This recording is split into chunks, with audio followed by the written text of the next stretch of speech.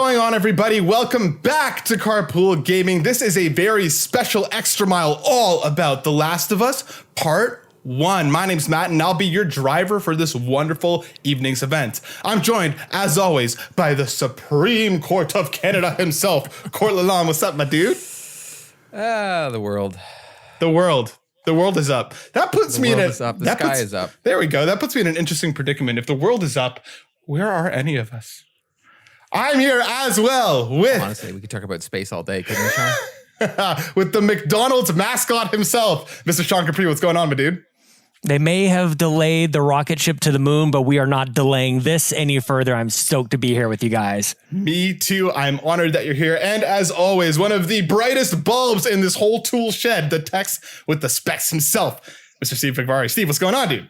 Hello. Thank you guys for having me. This is going to be a great conversation. I'm so excited to be here. I'm so excited that you're here. We're going to have a fantastic conversation about The Last of Us Part 1. But very, very quickly, if you're watching us, make sure you're on youtube.com/like, subscribe, share, ring the bell, do all the things. Head over to patreon.com/carpoolgaming. Throw us a tip in the old tip jar. Outcomes content. So much wonderful things can happen there. If you're listening to us on your podcast or network of choice, please give us your subscribe. Hit us with your follows. Hit us with those 5 stars. Leave us a review. We're going to appreciate all of it very, very much. Now, without further ado, let's talk about The Last of Us Part 1.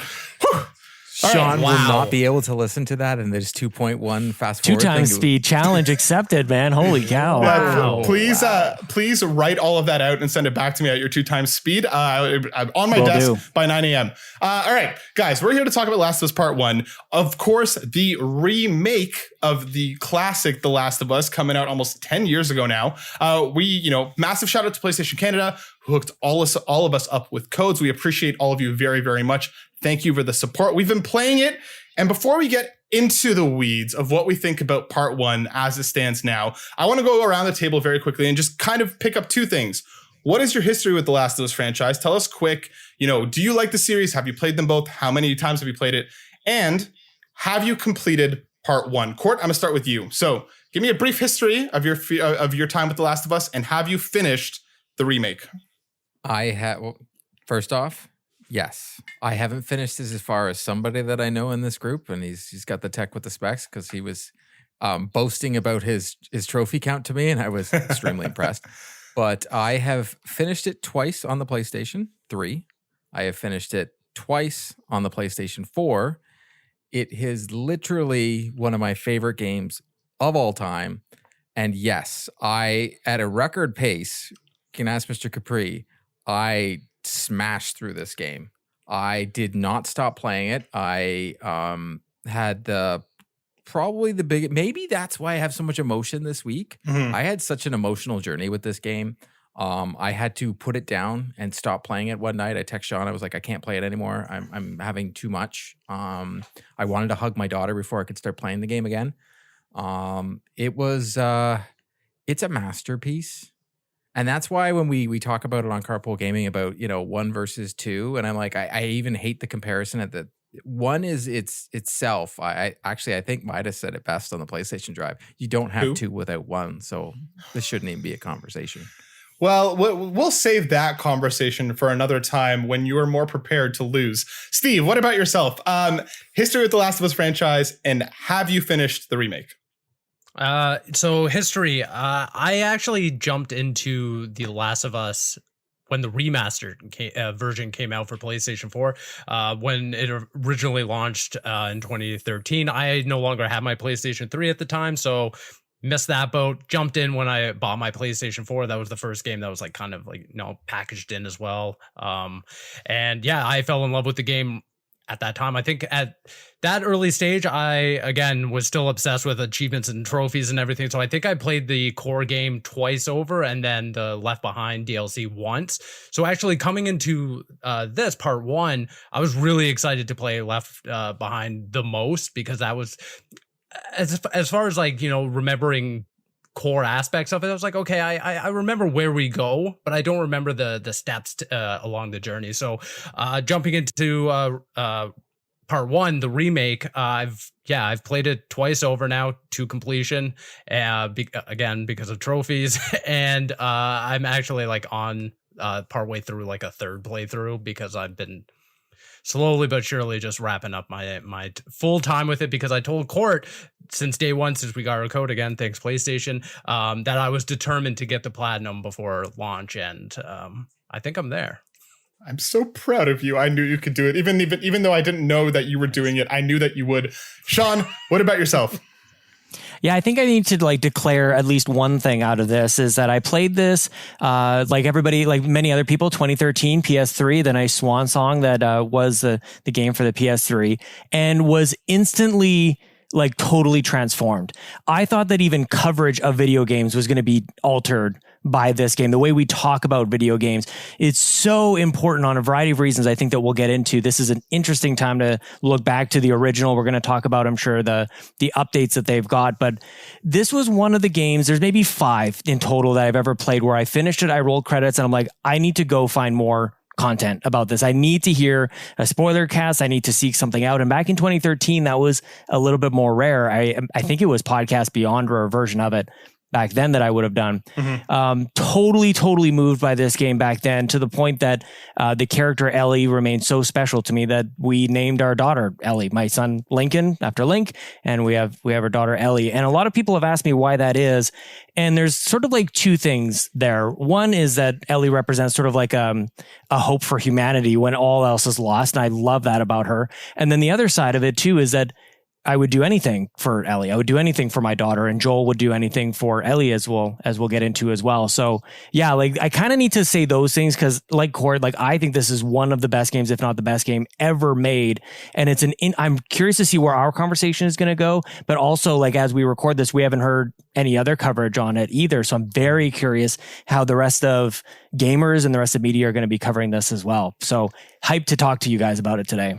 I just wanted to throw one quick thing in. And when I got the invitation from Cord to come join this panel and everything, I was most excited just to be alongside Sean, because I knew, the ties to your daughter and everything. And I knew how much you love this game and how meaningful it is to you. So I was really, really excited and now thankful to be part of this discussion. Well, if we ever have another kid, we're going to have to call it like Doom Guy or Forza Car or something, just to balance it out. Nintendo, PlayStation, and Xbox. It has to be Master Chief, right? Maybe it'll be we'll spin the wheel, the Google chooser thing. Cortana is like right there. I like Forza McForza Go face. to Forza car, license plates. Forza McForza place. Yeah. Just car, simplify it. So Sean, very quick, one more thing. Have you finished the remake? Oh, I'm sorry. Yes, of course. Yeah, okay. Definitely. Right. Yep. Court and I were actually, it was really interesting to see us kind of like message each other back and forth. And you could tell when each of us had time, we'd be like, I made it here. And then, yeah, we kind of jockey for position on that one. Just tell me when you finished it. Because we were both at the same spot, and he was like, dude, I'm so busy, I can't do anything today. And that's the day I finished it, so I knew he would finish it. Yeah, I was right behind you. I will say, just, and this isn't getting into any real spoilers, I've played this to completion twice, once back in 2013 and now here in 2022. And I feel very differently at the end of this game, having played it now, than I did before. So I don't, and it's opposite maybe of what you might expect, considering I'm a parent now, but very strange, very weird. Okay, so awesome. Okay, so for myself, I have obviously, played the original back when it came out in 2013. I still remember, I think it was the Game Awards, the first time that you see, the section of the game where you're up on the apartments, you're going up against human enemies, and, Joel's getting into a fight, and then I think Ellie grabs like the brick and just totally smokes the guy from the side. And I just remember everybody being like, oh my God, like she feels like a real character. She feels like a real person. And that has always stayed with me. The Last of Us as a series is one of my favorite series ever. And The Last of Us Part 1 especially is an incredibly, incredibly poignant, meaningful, and beautiful game. So I'm a massive fan. Went back to the remaster when it came out on PS4, played it for like 3 hours, and I was like, I am not ready. Like, even like it was probably like 6 or 7 years later, I was like, I'm not ready to go back to this. I put the game down. Coming back to it now with Part 1, I'm not one that replays games. I don't play games over and over again. I'm not a completionist. I am shocked about how much I can't stop thinking about this game as well. Again, for myself, I'm about 7 hours in. I won't spoil where I am, but I'm with Ellie. We got the car, and I'm in the kind of like halfway through the next area after that, just to kind of outline where I'm at. just because I got the code a little bit later. So for me, and again, like I can't stop thinking about it. I keep wanting to go back and play it. I have finished the original. So without kind of, spinning our tires a little bit more, let's get into our thoughts and feelings here, because I feel like we're all ready to go here. And where I want to start is, I think, kind of the big thing. We're going to try and avoid spoilers. Even though the game is, almost 10 years old, there's a lot of people who are going to be jumping in for the first time. So where I kind of want to start is perhaps one of the most kind of, the big touted feature, the one that has really been shown to us over and over again. And I want to start with the graphics. Sean, I'm going to kind of go back to you and kind of swing back around the circle the other way this time. How do you think the game looks? How do you think the game performs? Let's kind of put those together. Tell me about what you think. Yeah, this is an interesting one, and I think it's going to be different for everybody. Side by side, screenshots are one thing. You're not going to have that experience playing this, obviously, unless you're kind of a psychopath thinking you have somebody playing the 2013 version next to you. I mean, shout out to anybody who does that. I want to know who you are. That's a great social experiment. Yeah, leave the comments below. Okay, so I just before you start, I literally just bought a PS3 so I can play it again on the PS3 to see it. There you go. All right. So, yeah, I mean, you're going to be playing this on whatever screen you've got on a PS5, which there's so many different benefits to this. But the thing that jumps out to me the most, and we can get into like foliage and detail and whatever else, but the first time that I played through, I was really taken by sort of like the really, really major milestone parts of the story that circled around Joel and Ellie. And there were other characters that kind of came into the game as well. But I don't remember too many of them after years went by. And that might be sacrilege to say, but it's actually to set this up for this game with part one is that I now remember every single character. They're real to me.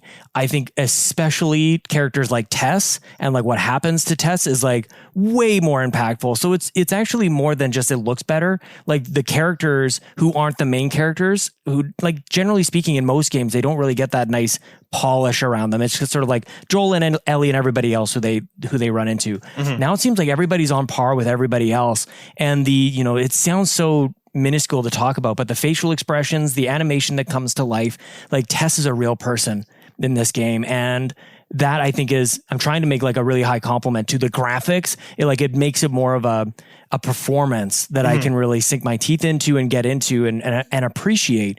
So yeah, maybe I'll leave it there. It's just like the character models is probably the biggest thing to me that jumped out from the graphical improvement this time. And were you playing on the performance mode or the fidelity mode? I played on the fidelity. Oops, why can't I say the word? You tricked me. For the F mode. Yeah, the better quality image. Yeah, I didn't have to. I don't know. And maybe I should have gone back and forth on performance versus fidelity, but I kind of stuck on that because I like the way that it looked. And usually, that's maybe for me personally.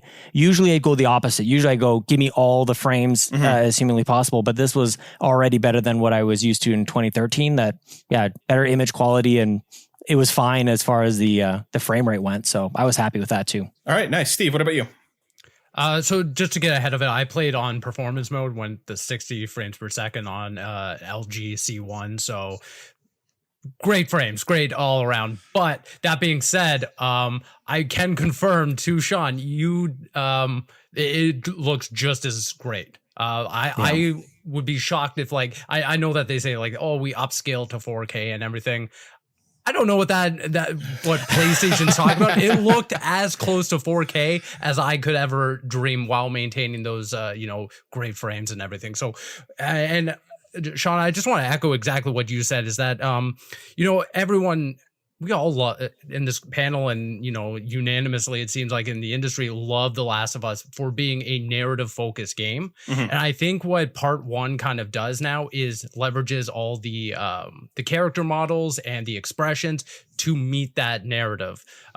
Because this time around, like you're saying, Sean, all those moments in between the big ones, everyone knows that's played The Last of Us, the beginning of the game. There's a big moment in the middle. There's even the ending. Those are the moments that people remember. Now playing this, the part one, 2 times over now, I remember and all the smaller moments between Joel and Ellie, and all those smaller moments leave a lasting imprint on me. Way more than it did back on the PlayStation 4, which at the time looked good.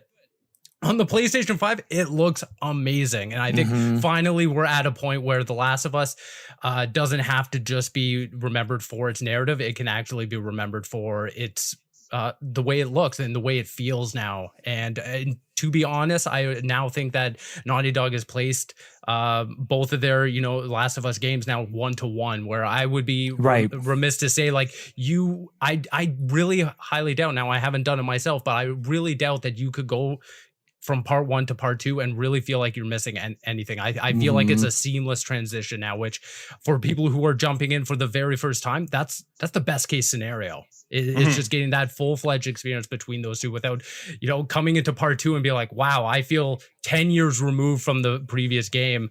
Why does Ellie look weirdly different? Because I really do think that now that character model between part 1 and part 2 looks like she transitioned naturally versus being like she looked oddly young for the age that she was in the remastered version or even in the original versus part 2, where I was like, that's a big leap there. Now it feels a lot more natural and everything. So props to just the graphical fidelity of this game, because I think it really leverages everything about this game.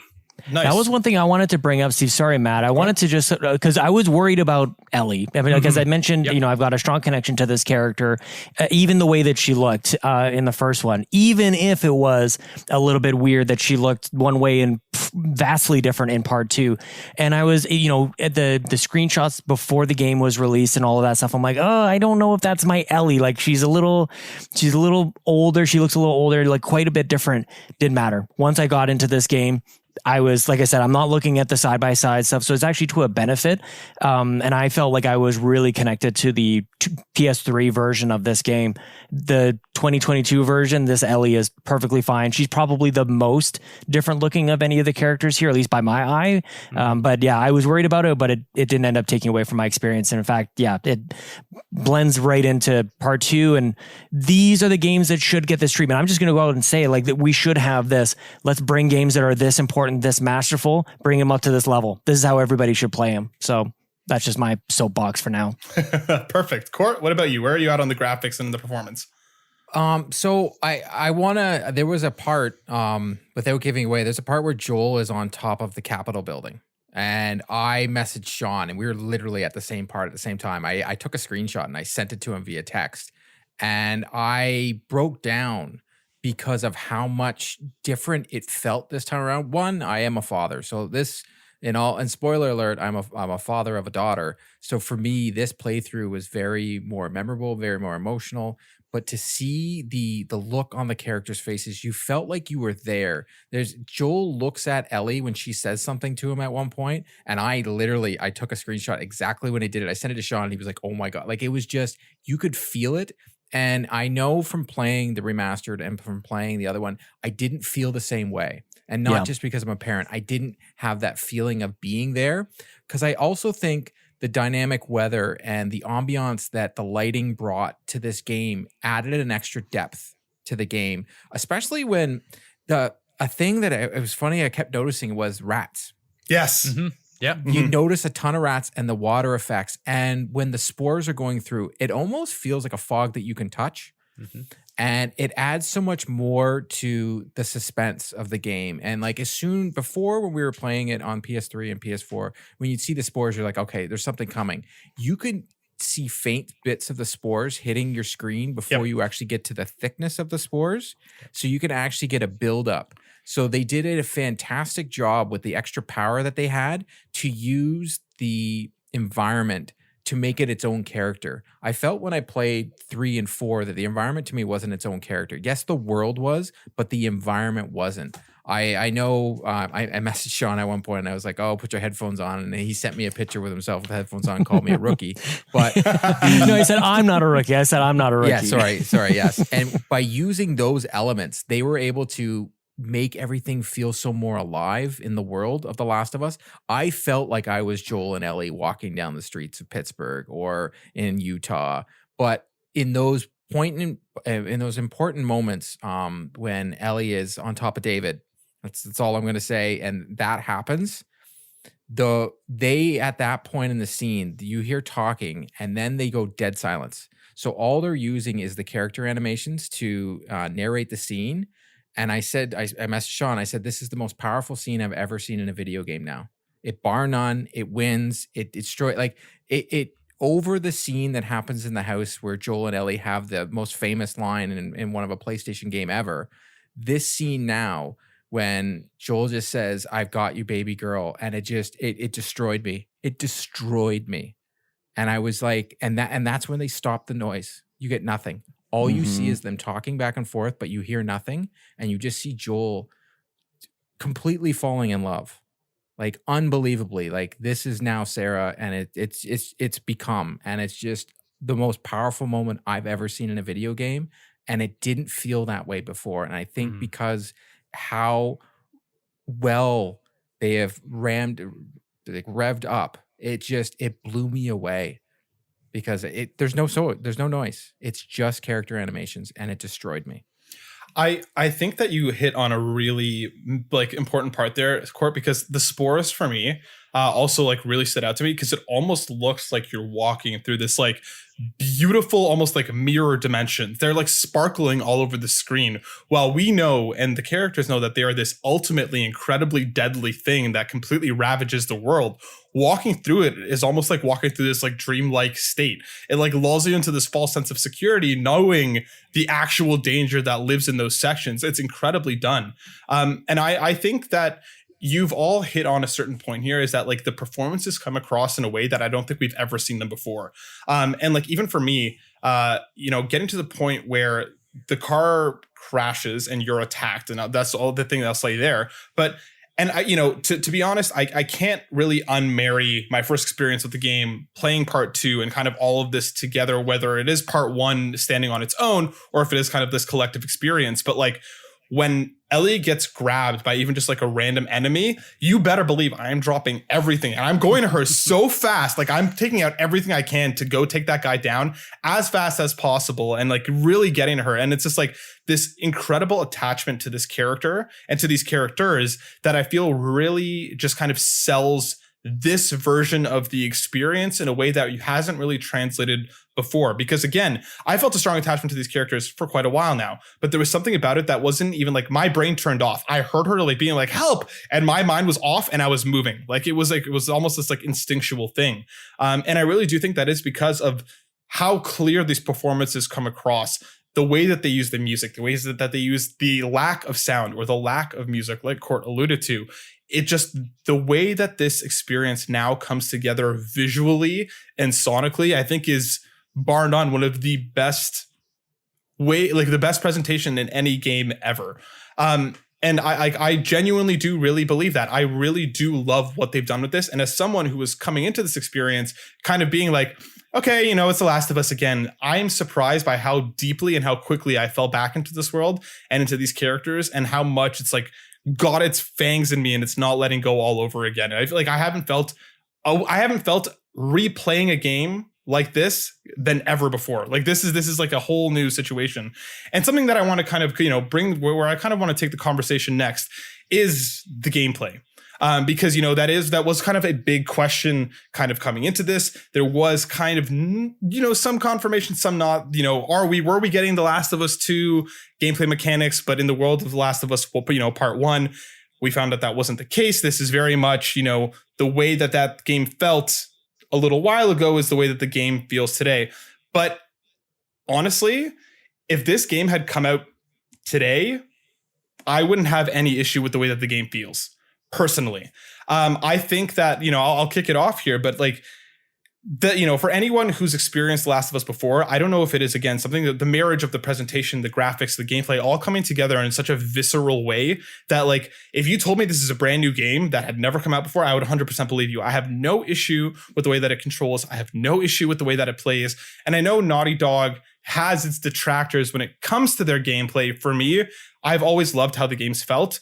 And there's just something about the way that all of this mixes together that makes it feel completely brand new. And I feel in my mind, at least, again, having not played The Last of Us Part 2 since it came out, this to me feels like how I remember that game feeling, if that makes sense. I don't know if my brain is being tricked into the sense of yes, this feels The Last of Us Part 2, because that's what I want it to feel like. But I think the game feels great, and I'm not really missing the gameplay improvements that we had gotten, or the more open areas, or so on and so forth, that we had gotten with part 2. I don't really find myself missing them in the way that this story in this game is unfolding. Court, am I off base here? Is there, should they have kind of overhauled the gameplay alongside the graphics? Is this something that stands out to you? How do you feel about the way that they've handled the gameplay? So originally, when I first started playing, I did have an issue with it. Okay. And I was speaking with Sean, and he kind of brought me down. And then I it's true. Because remember, I was like, this is the gun sway was driving me absolutely insane. Mm-hmm. And then when I upgraded it, it didn't matter. But that's when I switched from fidelity to performance. Okay. So when I was having my original issue with it, I switched to performance about an hour into the game. And then those issues all went away. It became more smooth for me playing. And one of the things that I think they've stepped up a notch, and the reason why they didn't have to also change the gameplay, is the accessibility features that they've added to the game. Yeah. They added all the accessibility features that were in The Last of Us 2. And as someone that does like to look for trophies, not only are they great to allow literally everybody to play the games. I know I saw Steve Saylor put out a lot of great comments about the game, saying how amazing it is. And I know someone from the community, Marcus McCracken, he's very excited to be able to play this game. Like even the fact that they had it for the dual sense, that you could actually feel where characters were. So not just that they had visual mechanics on there, they had sound mechanics put into the dual sense so people could actually play the game if they can't see anything on the screen, which is mesmerizing to me. But they allow you to do a colorblind where you can actually change and they can have objects. So when you're going looking for trophies, they had this in The Last of Us 2, and it was something I used on my third playthrough on it to get all the collectibles, and that is back. And I know this sounds weird, but to me, I love those features that they added. And I also kind of really like the gameplay features they added of the cheats. A lot of games when we grew up playing the Super Nintendo and the Nintendo, you get a Game Genie, and you got to cheat. And the games you love, it gives you replayability. And the fact that they added these in now when we still don't have factions, we know factions is coming, it gives some replayability. First, you can speed run in this game. I am very interested to try it on very light. The difficulty levels, that's another thing we can talk about with gameplay. They're totally different than the original Last of Us or even Last of Us 2. I put it on very light for a bit. You can smash through this game on very light. It is not hard on very light. It is pure. When games say, "Oh, this is story," this is beyond that. This is literally just story. Nothing is going to get in your way. So instead of going after the core mechanics of the combat, I think they did a fantastic job of doing some subtle nuances and then changing the accessibility and changing other aspects of the gameplay to give it more replayability. That's the way I look at it. At first, I had my issues, but the story takes over and it doesn't matter. And I agree with you, Matt. If I was playing this game right now for the first time, I would think it's a next-gen game, and I wouldn't even think twice. Awesome. Steve, what about you? Where are you at? Coming through the game twice now, did you find yourself missing part 2's gameplay? It's such a loaded thing. I do want to touch on the accessibility, because I do think, like Court was saying, there's a lot to go in there, and I don't want to say like I'm an accessibility, advocate in terms of like the breadth of knowledge and knowing like every intricacies of what goes into providing accessibility within games. But that being said, just going through the laundry list of what Naughty Dog puts in there, you can just tell that they are a leader within this space. And another great thing about this game is that difficulty has no place here. Is that you can customize the entire experience to however you want. You want enemies to be more difficult, you can bump that up without negating everything else.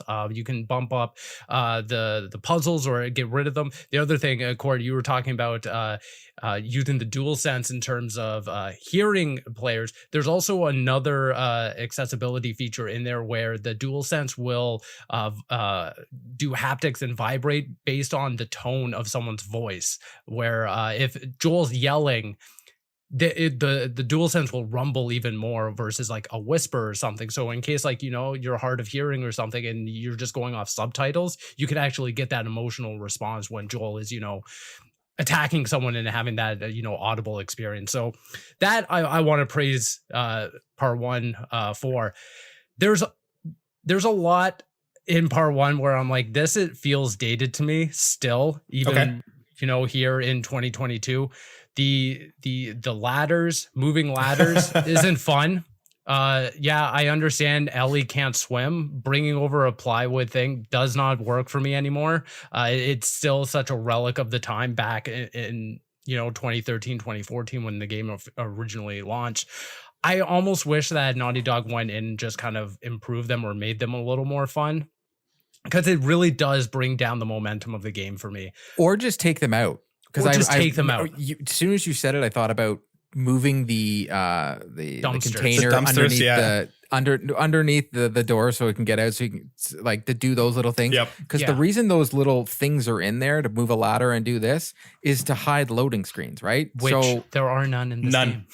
Exactly. No. And that's another thing about the gameplay. There's no loading for the first time ever. Like, hallelujah. You're just flying through it until you have to move a dumpster for Ellie to climb up something, or like boost her up. Like it's those things where I'm like, I do kind of love the gameplay momentum of part 2 a little more. Right. But that being said, going back to like the core aspects of this game, like the combat feels great.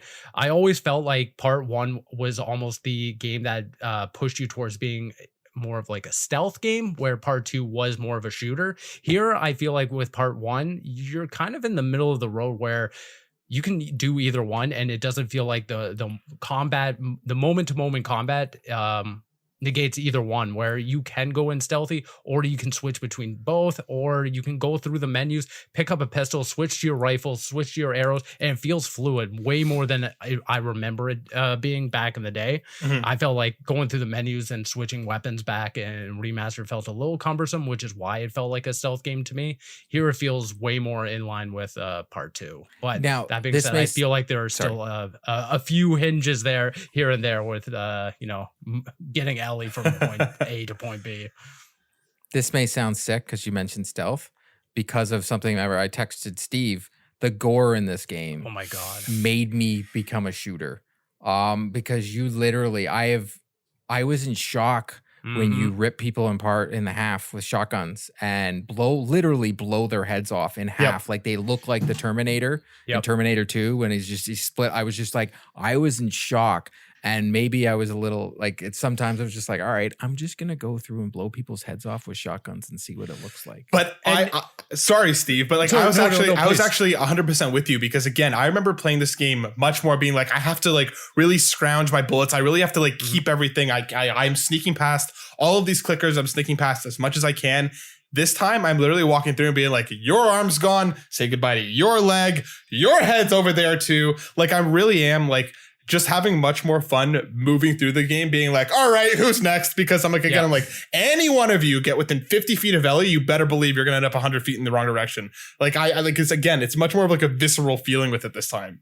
And it might be such a small thing for maybe a lot of players out there, but this game has incredible hit detection, where a lot of like these third person shooters, they'll fake it. Like if you aim somewhere close to the leg, the enemy will like, get hit in the leg or something. Here, it's to the point where like I shot someone in the back of the head, and the blood splatter and the gore was out the front side of their face, where it's like, oh, it was like pinpoint where like bullet accuracy was. And you shoot off like the elbow, arms coming flying off. If you shoot someone in the ankle, they're going down. Like it's really it's really like minuscule accuracy, and I just love that stuff. It's stuff that I just nerd out about when I'm going through like combat, of like, oh, it feels real, to a point where it's like honestly scary and shocking.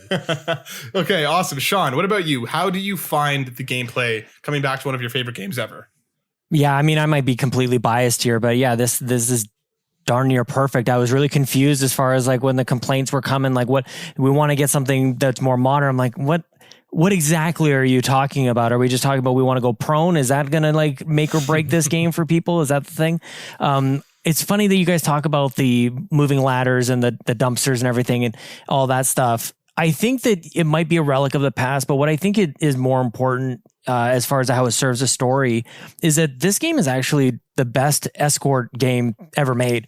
You never had it. Usually it's like you get like one escort mission and it sucks. It's like this entire game for the most part is an escort. You're trying to bring Ellie along. So I do think that it's a wonderful blend of maybe a relic of the past trying to load the next area, but Ellie can't do it on her own. And I think it does a nice job to serve this story as well, that she's not tall enough. I think that those moments are really wonderful as far as building their partnership, that even Joel can't do it on his own. He needs to like lift her up there, that she's got to crawl through some small spaces or send something down for him. So I wasn't nearly as perturbed by that. And as far as like the crafting goes, the combat scenarios go, like when I was in it, I was feeling it. And I was like, I'm going to lay this trap here, this explosive, like the makeshift bomb that they've got with all the nails and the sharp stuff in it. It's like you put that in the right spot and you get that bloater and you light them on fire with a Molotov cocktail. I feel like this might be 2013, between 2013 and 2015 might be my sign off, as far as I'm an old man, I'm yelling at the cloud, and back in my day, games were perfect. 2013 to 2015, like this is tight. This game probably took maybe 10 or 12 hours or something like that for me to complete. And I feel like I didn't spend any more or less time that I needed to. The pacing of it works very well. And I didn't have to like go through this skill tree with like 40,000 different options or anything. I had like maybe 6 weapons or something, like flamethrowers and shotguns and rifles and all that. I could upgrade them in a way that completely made sense. The way that you can find the tools around the different levels and you can get different elements of upgrade available to your weapons. That all felt great. And maybe it's not the most advanced, but to me, like this is me being old. Sometimes advanced means more, and sometimes more is too much. This is so contained and disciplined and so wonderfully designed that it gets tricky to do it like next one. It's like next sequels or something, like, because people go, I need like 50 more levels or I need this much more stuff. This is just perfectly contained. And so for that perspective, I actually liked how true to the 2013 version it was on a gameplay style. I'm not going to even pretend to even speak to any of the accessibility things. The one thing I did message Cord about though is there's the haptics on the triggers. You get the custom feedback. I turned that off. I couldn't make a damn shot. This thing's like getting stuck halfway through, and it's like it jiggles when you fire a thing. Again, I'm 90 years old, you guys. Like I can't do it. So I turned that off and had a great time with it. So yeah, I didn't get too turned off of no 2022 gameplay updates. I feel like it would have altered the game too much. And this was really true to the original. And I think this is where I feel like the big question, I feel like the mother of all questions when it comes to this game. And I'm not going to, solo out one person here. I'm just going to ask the question, toss it out there, and I'm going to let whoever wants to hop on or first lead the way. Is it worth it? And I think that this is kind of like the biggest question when it comes to this. There's a lot of people who really, truly love this game. There's a lot of people asking, why are we seeing this game again, not 10 years later, overhauled like this, for a price point of $89.99 Canadian, right? This game is going to be $100 after tax. Is it worth it? Should you wait for a sale? Where do you fall on the, again, we're in a very privileged position here, very lucky, very grateful that PlayStation sent us codes. Do you think that somebody should be going out to pick this up day one at the $90 price point? And I'm going to leave it open, and whoever wants to hop on first, by all means, because I feel like this is going to be more than a discussion than, us going around the circle here. I saw Cord unmute his mic, so I'm going to... Cord's like, all right. This was a question. This was a question in the video review that I literally recorded yesterday. That awesome Ryan Turford is editing as we speak. I actually came in the 2-parter here. So if you have never played this game before, this is without a doubt, go play this game. If you love The Last of Us and you played it on the PlayStation 3 or PlayStation 4 and you truly thought, as much as I know how Sean feels, like if you thought this was the game of the century, I'll even go that far, calling it the game of the century. Yes.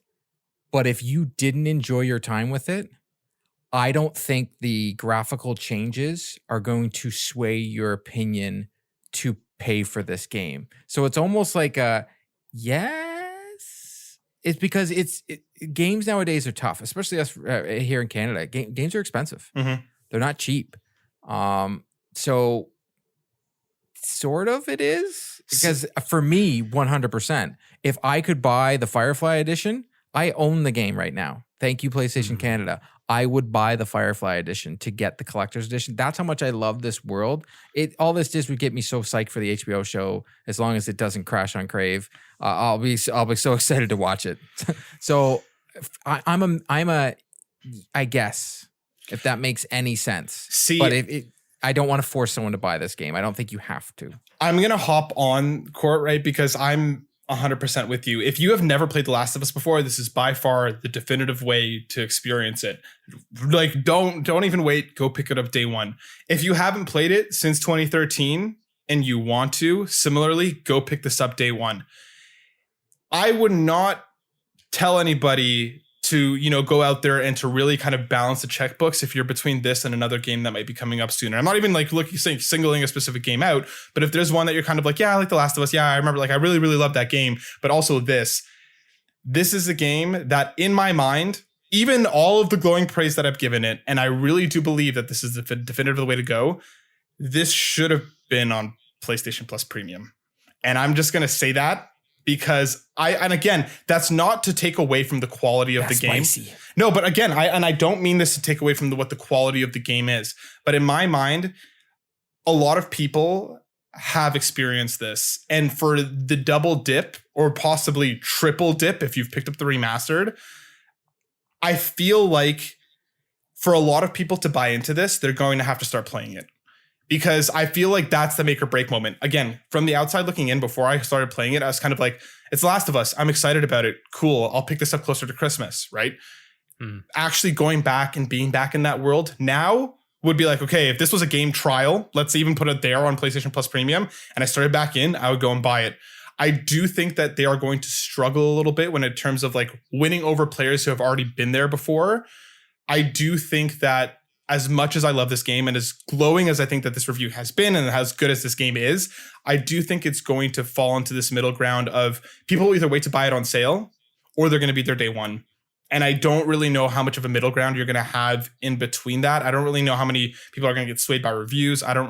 Again, they know what they're going into here. And regardless of how special and how incredible the game is, like you said, Court, if it didn't sell you the first time around, if you're not waiting for this game with bated breath, nothing here is really going to change that, if that makes sense. And just to jump in myself, I don't think we necessarily need to be those people that changes someone's mind, because I think it is up to us to be forthcoming and say, there's no change here, no meaningful change of your experience. If you're coming in from 2013, 2014 to now, you're not getting a different game. You might be getting a different experience through it, whether it be, appreciating character models, the different, like the slightly improved combat and stuff like that. But Joel and Ellie are still the same. You're still getting from point A to point B, leaving off their journey the same way, in my humble opinion. And to go all the way back to what you were saying, I totally agree with you. If you've never played this and you're like, man, there's an HBO series coming out in a few months, and I kind of want to know the source material for it. Yeah, absolutely. Like, this is the definitive version of this game. Like, there's no ifs, ands, or buts about it. And like I said before, this puts it up parallel to part 2. So you get that best of both worlds kind of experience if you want to just dive in. But if you've played the first part back in the day and you're like, yeah, that was a cool game, I platinumed it wasn't for me or whatever, I would be shocked if PlayStation doesn't put this on, PlayStation Plus by the time the HBO series is concluded. Yep. So if you're like, man, if it's not within your means to go spend $100 on a game, and you're like, do I need to play this game? No.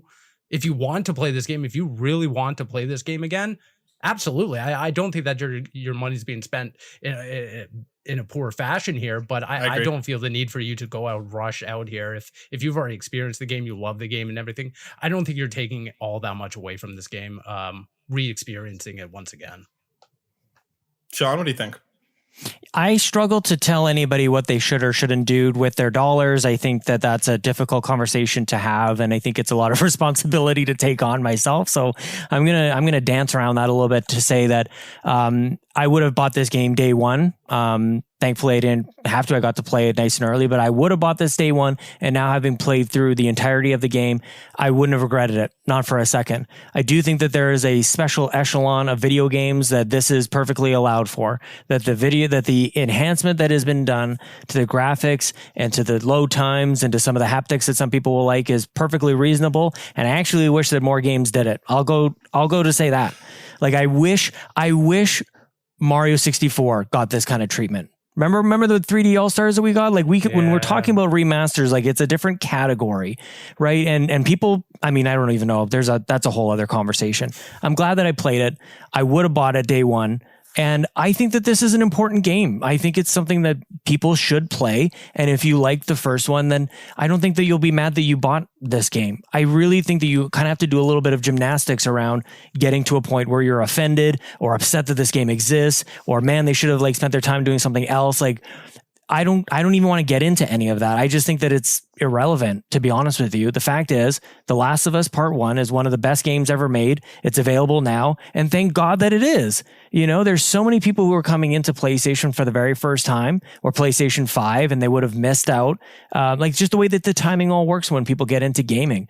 I'm glad that this exists, and that's kind of where I center my kind of final verdict on. I think they did a great job with it. It looks amazing. They could have done far less.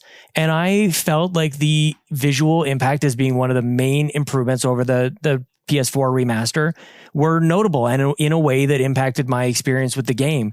And that's kind of, like I said, that's where I center my final verdict on. Everything else is just noise to me. I had a great time with it, and I definitely would have bought it. Steve? Yeah, can I just jump in and say something here, because you brought up a good point, is that, you know, that some people are upset that PlayStation is releasing this game now, you know, not even 10 years after the remaster and everything. Having played this game, and granted I never played the PlayStation 3 version, I would be more mad that PlayStation released the remaster than releasing this game. Agreed. Yep. The fact that people are now saying, oh, well, we're spending $100 for this game over spending, you know, granted, you know, inflation and everything, $70-$80 back in 2014 for a game that got a nominal upgrade. I don't subscribe to that opinion at all. It might be my bias. It might be my bias for the game coming out, but like, this game gets to do it. Yeah, they just get to. I agree. There's maybe like 10 other games that get to do it, but this is one of them. Just remake BioShock. But I'm right there with you. That's up there too. I truly think this is going to get the Witcher treatment. When the Witcher TV series dropped on Netflix, the sales for the game went through the roof, because there are people, we all live in this little zeitgeist that we're like, everybody's already played it. There are a lot of people that only play Call of Duty, only play these certain type of games. Mm-hmm. I agree with Matt. When it comes on the service, you're going to get a lot more people playing it. But I think someone like my wife, who hasn't watched me play it, hears me talk about The Last of Us, doesn't care. But when she ends up watching the show, that could give her, oh, you know what? I got to play this game now. Yep. Because I think it's going to do the same thing. I think sales of this game will skyrocket solely based on the TV show on HBO.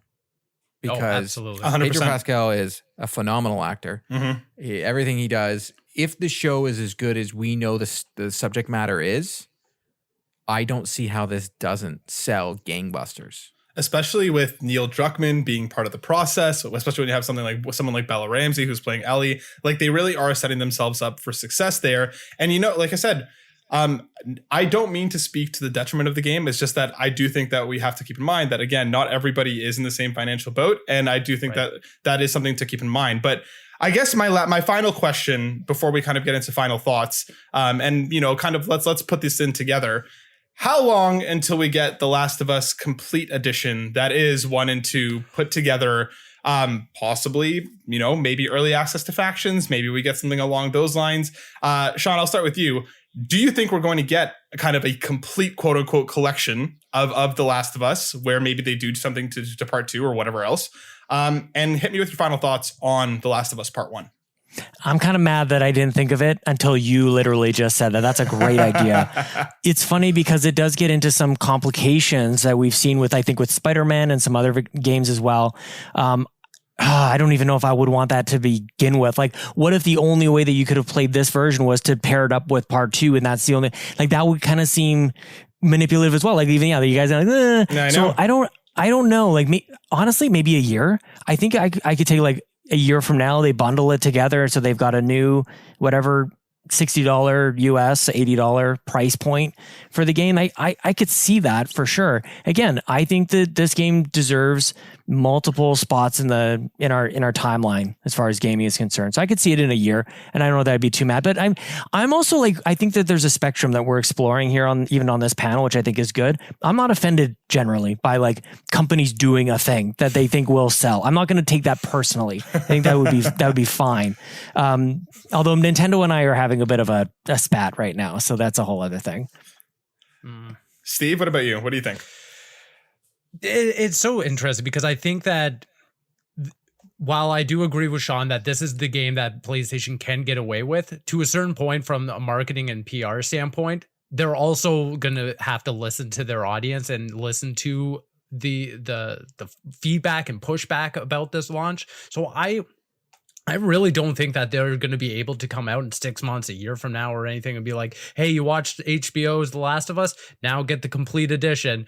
If anything, I think that we'll get a PlayStation 5 upgrade for Part 2 when Factions comes out. I think that's bare minimum. Or sorry, like the maximum what they'll be able to get away with at this point, because it's just oversaturation of like upgrade this, do this. Here's Factions, here's Part 1 and everything. Like they just gotta make it streamlined here. If you buy Part 2 on PlayStation 4, get the PlayStation 5 upgrade, play the multiplayer. Now everything's just on the PlayStation 5. Yeah. Okay, Court, what do you think? I think you kept saying that this is the definitive edition. I don't think it is. I think we're getting this on PC.